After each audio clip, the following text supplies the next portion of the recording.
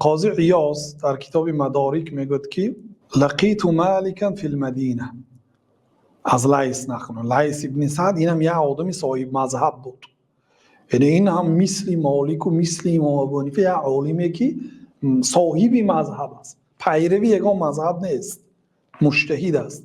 حتی بعضی علما میگفتن که لیث از مالک دیده فقیه تر است، میگفتن این مصری هست لیث ابن سعد، یکی به درس مالک نشستگی است، این هم ابو حنیفه رحمت الله علیه هم نشستگی است.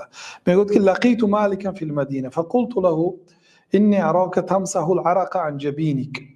ای امام مالک، من تو رو میبینم که عرق را از پیشانیت پاک میکنی در مجلس، یعنی در درس. قال عرقت من مع ابی حنیفه، همراهی امام ابو حنیفه عرق کردم. یعنی سوالهای امام ابو حنیفه مرا مجبور کرد که از بدنم عرق براید، عرق زیر کرد. انه لفقیه یا مصری، امام ابو حنیفه فقیه است ای مصری. قال اللیث ثم لقیت ابا حنیفه. لیث میگوید که لیث خیلی که گفتیم پیروی یگان مذهب نیست، مانند ابو حنیفه مانند مالک صاحب مذهب است. ثانی ابو حنیفه را واخوردم. قلت له ما احسن قول هذا الرجل فیک یشیر الی مالک.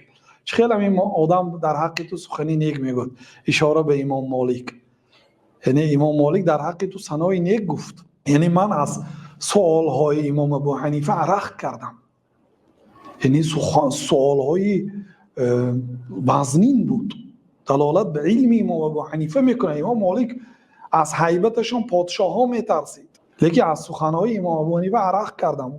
فقال ابو حنیفه ما رأیت اسرع منه بجواب صادق. ندیدم یگان آدمی که از امام مالک دیده جوابی راست گوید و جواب صادق و نقد تام، و یک آدم اگر از سخنش عیب بیاید نقدی مکمل میکند، انتقادی پره.